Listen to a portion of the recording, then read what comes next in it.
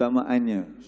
Sudah tentulah kalau pertama sekali, kalau secara umum solat malam. Solat malam itu utamanya buat sendirian. Kenapa? Sebab dia solat sunat. Solat sunat tu lebih utama adalah buat di rumah. Tapi salah ke buatkan di masjid? Tak, Nabi pun tunjukkan. Contohnya Nabi solat tarawih tu kira solat malam. Tetapi beza sikit sebab bulan Ramadan dia punya mula dia lepas isyak, sejurus lepas isyak dah mula. Jadi kadang-kadang bila kita buat di masjid dan surau, dia nak mendorong kita, nak mengajar untuk peringkat awal kan. Cuma lepas tu kita tak buat dah, tunggu tarawih kemudian lah. Jadi sepatutnya apa dia? Bukan tarawih tu saja kita buat, tapi selepas tu telah dilatih selama sebulan, maka kat rumah pun sepatutnya kita dah boleh buat juga. Tapi kalau kita kata mana lebih utama, solat itu di rumah ataupun di masjid beramai-ramai, dah tentulah di rumah. Kerana ibadah yang perlu kita sembunyikan, dan kita pun doa beza-beza, hajat tak sama. Ada orang adalah permintaan dia kepada Allah, maka lebih baik dia berseorangan lah. Tapi dia tahu kalau dia seorang-seorang payah nak buat, tidak ada salah kalau dia nak berjemaah. Sahabat Nabi ataupun anak saudara sepupu Nabi, Ibnu Abbas, pernah dia tidur di rumah Nabi semata-mata untuk apa? Untuk dia belajar solat malam. Dia nak solat malam dengan Nabi, dia tengok macam mana Nabi solat malam. Jadi dia berjemaah dengan Nabi. Dia bangun, dia tengok Nabi gosok-gosok mata, dia kata dalam hadis tu. Nabi gosok mata. Kemudian Nabi baca doa bangun tidurlah, alhamdulillahillazi ahyana ba'dama amatana wa ilaihin nusyur. Kemudian Nabi baca 10 ayat terakhir daripada surah Ali Imran. 10 ayat terakhir daripada surah Ali Imran. Kemudian Nabi masuk ke bilik air, Nabi basuh tangan, bersugi, berwuduk. Kemudian Nabi solat, kata Anas bin Malik, kata Ibnu Abbas. Ketika itu Ibnu Abbas, dia kata dia solat sebelah kiri Nabi. Dia silap tempat. Lelaki sepatut kat mana? Dekat kanan. Jadi Nabi pun pegang telinga dia, Nabi pusingkan. Dia duduk kat sebelah Nabi. Macam tu. Itu riwayat sahabat Nabi Anas Ibnu Abbas solat malam dengan Nabi. Lain-lain ada sahabat Nabi, contohnya Abdullah bin Mas'ud. Dia pernah bagi tahu apa dia? Kalau tidak silap Abdullah bin Mas'ud lah. Dia kata dia pernah solat malam dengan Nabi. Dijangkakan Nabi baca surah Al-Baqarah sampai ayat ke-100, lalu Nabi rukuk. Rupanya Nabi baca sampai selesai Al-Baqarah pada rakaat pertama. Aku sangkakan selepas habis Al-Baqarah Nabi rukuk, Nabi sambung dengan surah Ali Imran. Begitu keadaan dia. Dalam satu hadis tu Ibnu Mas'ud kata dia, aku hampir-hampir nak buat jahat, dia kata. Bukan buat jahat tu nak apa? Sabotaj Nabi, tak. Dia kata hampir-hampir aku nak duduk. Kira buat jahat lah. Imam diri, kan tercela kalau imam diri kita duduk atau kita buat benda lain. Nak bagi tahu apa, dia rakamkan bahawa Nabi punya solat malam tu begitu panjang. Jadi itu juga dalil apa dia? Sahabat Nabi pernah solat malam berjemaah dengan Nabi. Adakah selalu? Oh tidak. Kadang-kadang tujuannya untuk belajar dan sebagainya. Jadi yang aulanya yang mana? Yang afdalnya rumah dan kita solat sendirilah. Tapi tidak ada salah kalau kita kejut isteri kita jemaah dengan kita ke. Begitu. Tapi tujuan kita bangun malam tadi kena tahulah macam kita sebut tadi, untuk baca Quran, untuk melihat perintah-perintah Allah, berdoa keampunan kepada Allah, dan siang harinya kita menginfakkan kan. Tengok ayat yang ke-16 tu. Wa mimma razaqnahum yunfiqun. Dan daripada apa yang kami rezekikan mereka belanjakan. Apa yang mereka belanjakan? Mereka punya masa mereka belanjakan. Masa mereka, kadang masa pun kita tak nak bagi. Macam mana nak berjihad? Masa dulu. Lepas tu apa dia? Harta, jiwa raga kita, seluruhnya kita belanjakan di jalan Allah. Baik. Kita tengok ayat ke-18 pula. Sebelum tu, 17 tu tak habis lagi. Bima kanu ya'malun. Tengok maksudnya nak dapatkan syurga ini mesti kena berusaha. Mesti kena bekerja. Kerja dia apa dia? Kita dah sebut tadi dah. Dalam surah As-Sajdah ini, surah ayat 15 sampai 16 tu diceritakan kepada kita. Bergerak kan, bergerak. Kita dah sebut sabbahu bihamdi rabbihim tu, dia bergerak mensucikan Allah dengan Al-Quran yang turun kepada mereka itu. Itulah dia apa yang disebutkan sebagai bima kanu ya'malun, disebabkan apa yang dulu mereka kerjakan. Jadi ada tak waktu untuk berehat sebenarnya? Ada tak istilah pencen sebenarnya? Kalau kerja perlulah kot. Sebab apa? Kadang-kadang pada tahap tertentu mungkin orang kata tak sesuai, jadi orang lain lah ambil alih tugas tu. Tapi dengan Allah, nak mencari syurga Allah, nak menginfakkan harta jiwa raga kita di jalan Allah, ada waktu pencen ke? Tak ada. Tengok surah 15 ayat yang terakhir. Surah 15 ayat yang terakhir.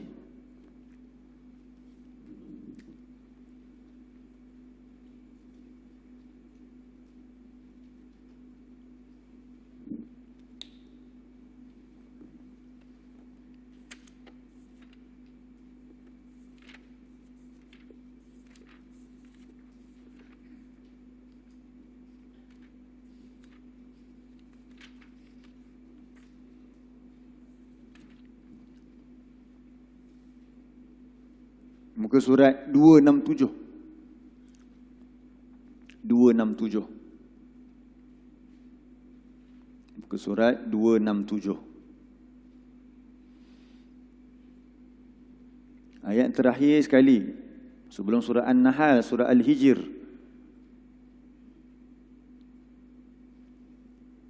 Dan ayat ini pernah kita sentuh dulu.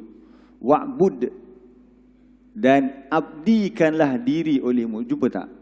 Surah 15 ayat 99.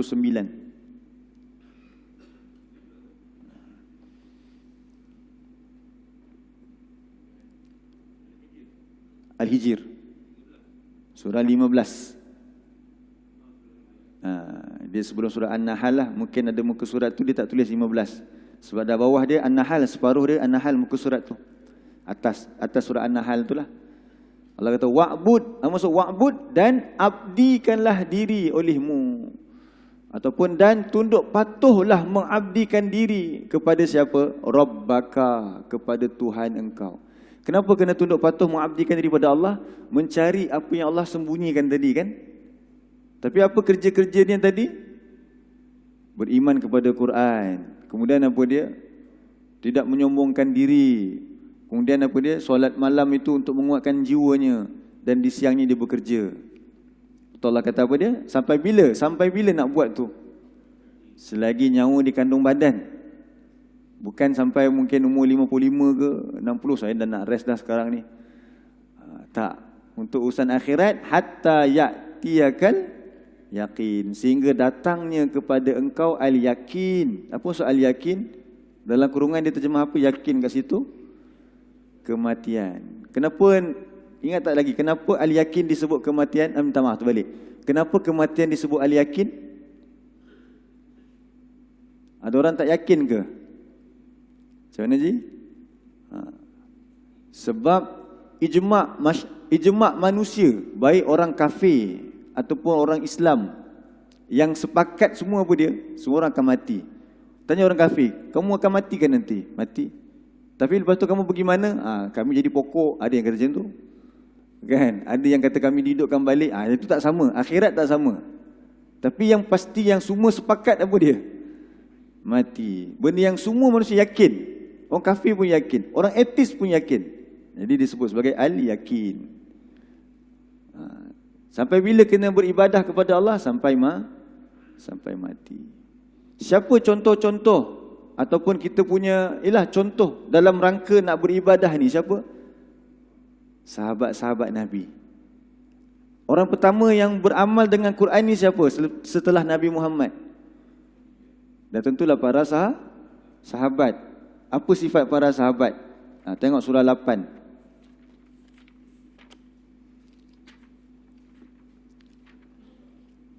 Kadang-kadang kita kata, apa saya nak buat? Saya baca Quran lah kan. Saya pergi kelas duha lah kan. Saya pergi kelas lah. Tengok apa sahabat buat. Mereka belajar juga sebagaimana kita belajar. Tengok surah 8 ayat yang ke 74.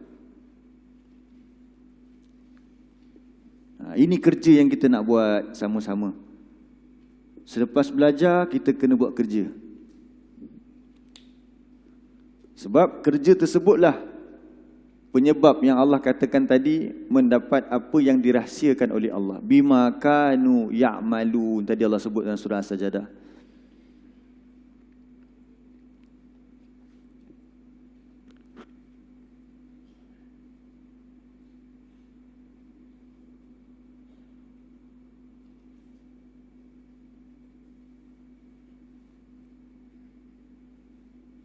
Tengok ayat 74 muka surat 186. 186.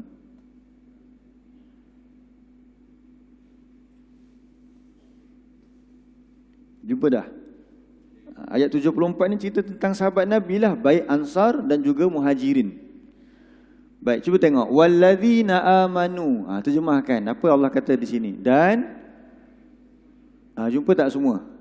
Ayat 74. Dan orang-orang yang beriman. Maksud beriman apa dia? Tadilah. Dia beriman kepada ayat-ayat Allah, lalu dia menyungkur sujud. Terus percaya dan juga melaksanakan.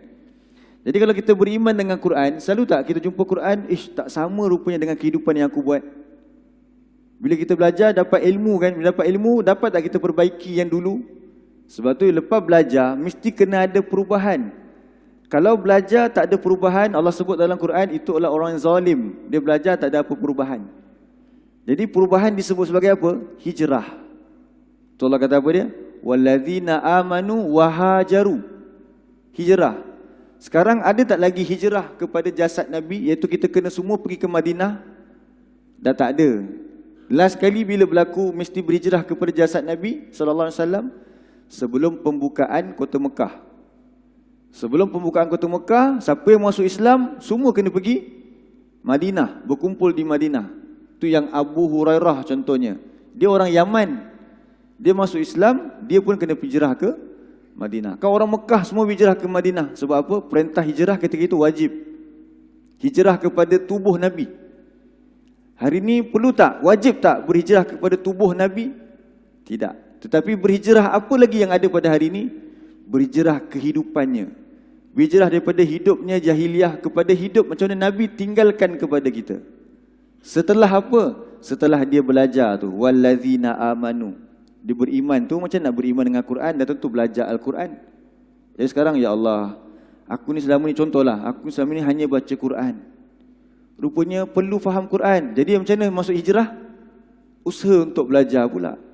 Ataupun sebelum ni, hari ni contohnya, dalam keadaan ni kita baca Quran ni, kita sedang tadabbur ni, mungkin saya masih tak pandai baca Quran lagi. Bila dah dengar ayat Quran, dia beriman, apa dia kena buat? Berhijrah. Daripada tak pandai, kena usaha jadi apa? Pandai baca Quran. Bila tak pandai faham Quran, berhijrah kepada apa dia? Pandai faham Quran. Jadi usahanya apa? Belajar bahasa Arab. Daripada dia hidup dalam keadaan menderhakai Allah, tukar kepada mentaati Allah. Itu namanya apa? Hijrah. Tapi hijrah tu mesti datang selepas dia ada rasa iman dalam jiwa dia. Lepas tu apa dia? Wajahadu. Lepas dia berhijrah, dia dah tukar cara hidup dia. Mesti dia sanggup untuk berjihad pada jalan Allah ni. Wajahadu fi sabilillah. Lepas tu Allah kata apa lagi? Walladzina awaw. Apa terjemahan dia? Cuba tengok. Dan orang-orang yang awaw. Apa dia terjemah dalam Quran kita? Orang yang memberi perlindungan, orang yang menyediakan tempat. Kita tengok sejarah ataupun sirah Nabi ketika Nabi berdakwah. Nabi dakwah terus ke orang terima? Tak kan? Bila orang betul-betul masuk Islam sebanyak-banyaknya? Selepas pembukaan kota Mekah kan? Iza ja'a nasrullahi wal fath wa ra'aitan nas yadkhuluna fi dinillahi afwaja. Bila engkau melihat nanti kemenangan dan pertolongan Allah, kau akan dapat lihat apa dia? Orang masuk ke dalam Islam berbondong-bondong. Jadi bila orang dah masuk Islam berbondong-bondong, ruang nak belajar dah kena makin besar kan? Jadi boleh tak ruang yang sama diberikan? Kita kata tak muat dah penuh, tuan-tuan, balik dulu. Minggu depan pun penuh. Apa nak buat? Sediakan tempat tu, awal tu. Makin ramai orang belajar. Sebab apa? Mula-mula kita dah berubah. Kita ajak orang, makin ramai tak? Kalau setiap daripada kita ni, setiap hari ajak seorang je belajar Quran ke, datang solat jemaah ke, Agak-agak muat tak masjid kita. Jadi apa kena buat? Tuan Pengurusi terpaksa umumkan lagi, kita perlukan dana. Untuk apa dia? Sediakan tempat untuk orang beribadah. Itu maksud dia awal tu, menyediakan tempat. Kemudian apa lagi kata Allah? Wa nasaru, dan mereka menolong agama Allah ini. Siapa yang kita sedang baca ni? Itulah para sahabat Nabi. Allah kata, ulaika humul mu'minuna haqqan. Kalau kata beriman, inilah yang beriman sebenar-benarnya. Mereka itulah orang yang beriman sebenar-benarnya. Jadi saya tanya sekali lagi untuk pemahaman kita. Kalau sekadar kita ni baca Quran, lepas tu tak ada usaha nak menambah baik Quran kita tu. Tak ada usaha, bukannya tak berusaha, dah berusaha Ustaz, tapi payah, itu lain. Itu dia dah berusaha kan, dia dapat 2 pahala. Ini kita rasa relax, tak nak ada perkembangan, rasa cukuplah baca Quran. Lepas tu apa dia? Dia berusaha untuk belajar. Okey, dia tak ada usaha nak memahami Quran itu. Siangnya pun dia tak nampak apa dia kena buat. Tapi boleh tak kalau contoh dia kata, aku dah beriman kepada Allah? Tengok dalam Quran Allah kata apa dia orang yang beriman. Cuba ulang balik, apa antara sifat orang beriman di sini? Yang pertama apa dia? Beriman tu sendiri. Kemudian hijrah, tukar gaya hidup tu kepada mengikut sunnah-sunnah Nabi. Yang seterusnya apa dia? Sanggup berjihad. Berjihad dengan apa? Harta dan jiwa raga. Kalau dia masih dalam keadaan dia dah belajar Quran, banyak Quran dia dah tafsir dah. Kelas tafsir lain ada lagi kan kat masjid kita kan. Kelas dekat dewan pun ada lagi. Tetapi dia tak sanggup berjihad dengan harta dan jiwa raganya, masih dalam keadaan bakhil contohnya. Kemudian tidak sanggup untuk memberi perlindungan ataupun menyediakan tempat. Boleh tak kita kata kita beriman yang sebenar-benarnya? Jadi kena buat perubahan. Sebab tu belajar ini sepatutnya apa dia? Dia bertambah baik kehidupan kita. Allah kata apa bagi mereka? Lahum maghfiratun wa rizqun karim. Bagi mereka keampunan dan rezeki yang mulia. Okey, buka surah 32 tadi.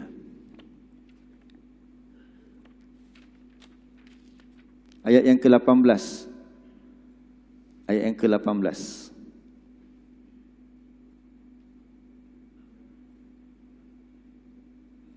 Nah, setelah kita huraikan dalam tempoh 3 minggu lah. Minggu lepas, minggu sebelum tu dan hari ini, ayat yang ke-15, 16 dan hari ini 17. Allah tanya kepada kita ayat yang ke-18. Allah kata apa dia? Afaman kana mu'minan kama kana fasiqan. Tu maksudnya apa?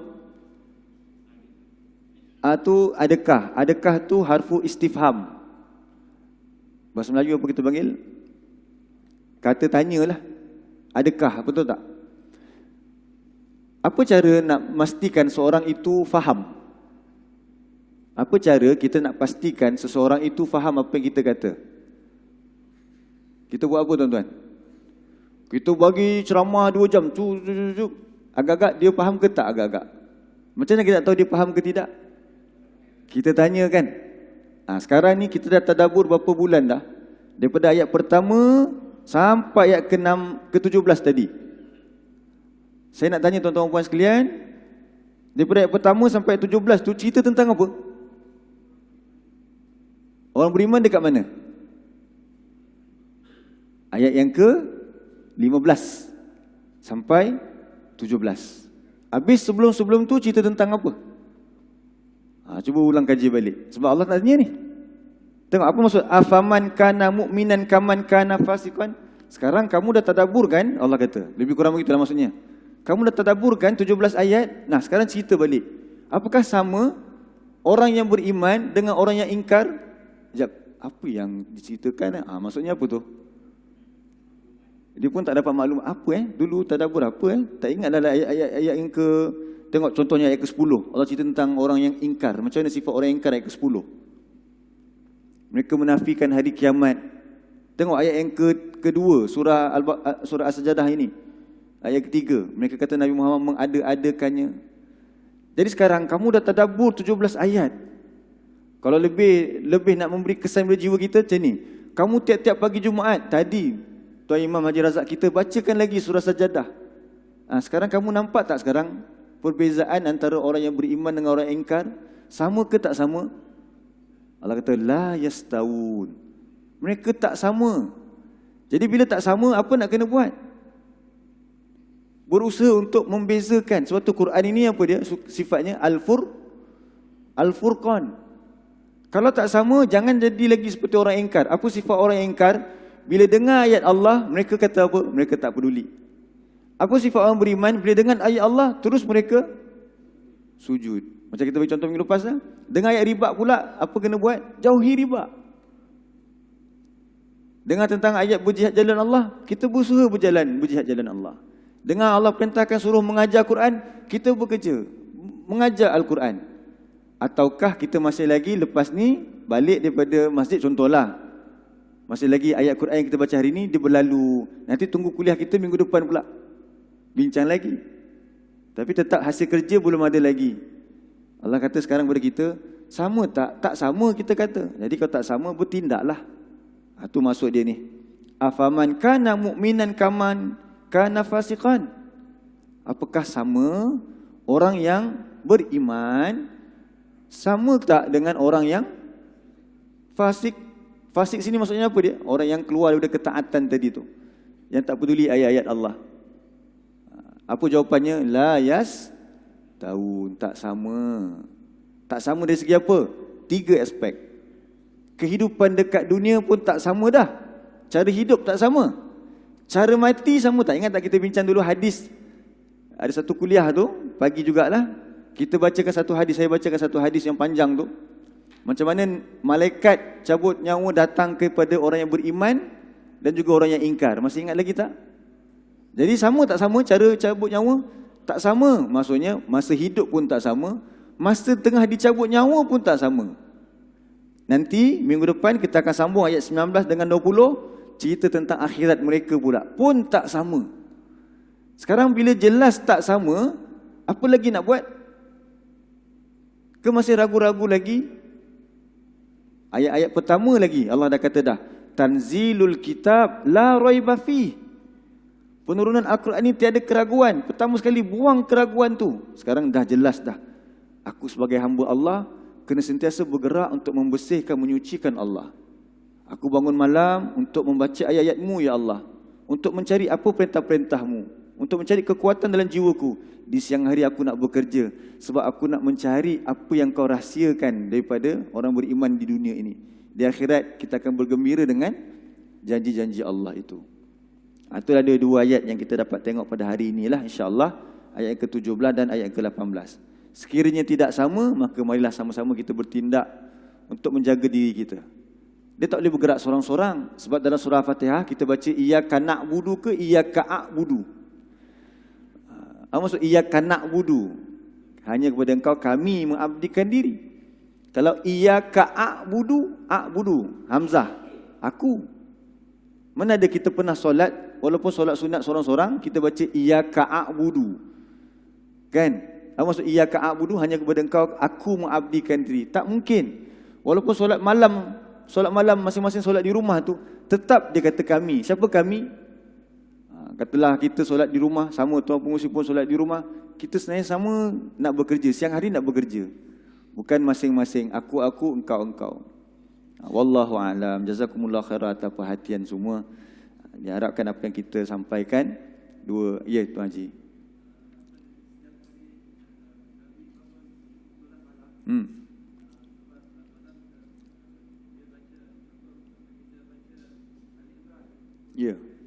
Ya.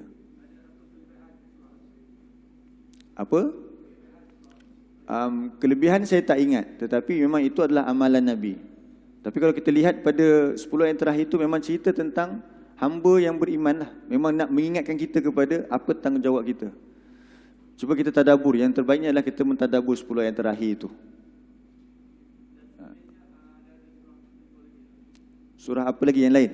Wallahu alam. Tapi yang yang Nabi jadikan zikirnya ialah 10 ayat terakhir tu. Tu sebelum Nabi solat tu. Sebelum solat, bukan waktu solat. Ketika Nabi bangun tu.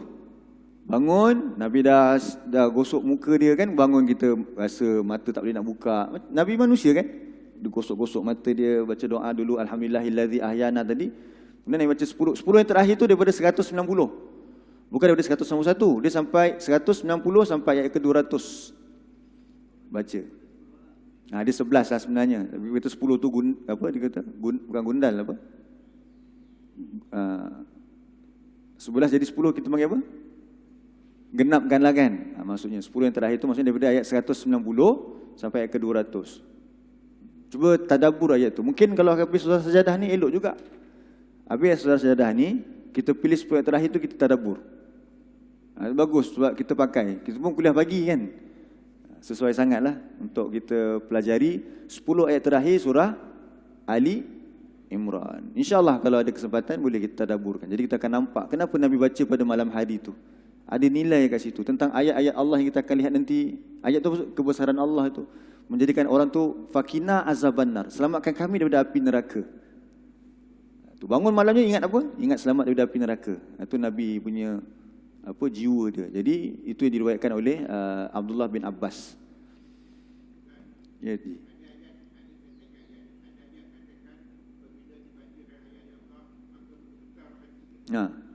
itu surah Al-Anfal, surah yang ke-8 ayat yang kedua. Surah ke-8 ayat yang kedua. Tuan Haji tanya, ayat apa yang bila dibacakan ayat-ayat Allah gementar hati dia? Dalam surah Al-Anfal, surah yang ke-8 ayat yang kedua. Itu antara sifat orang beriman. Cuba baca ayat tu, Allah kata itulah orang yang beriman sebenar-benarnya. Bila dibaca ayat Allah, gementar hati dia. Bila disebut nama Allah, gementar hati dia. Bila dibaca ayat Allah, bertambah iman dia. Innamal mu'minuna alladzina idza zukirallahu wajilat qulubuhum wa idza tuliyat alaihim ayatu zadatuhum imanan. Surah Al-Anfal ayat yang kedua. Dan juga surah Az-Zumar, surah 39 Tuan Haji. Yang itu ayatnya lupa nombor. Ayat ke-23 Tuan Haji. Saya tulis sini untuk jawapan Tuan Haji kita. Surah 8 ayat 2 dengan surah Az-Zumar, surah 39 ayat 23. Tentang orang yang bila dibaca ayat Allah ataupun disebut nama Allah gementar hati dia. Baik, wallahu a'lam. Jazakumullah khairan atas perhatian semua. Jadi kita mohon kepada Allah agar Allah pelihara kita semua dan Allah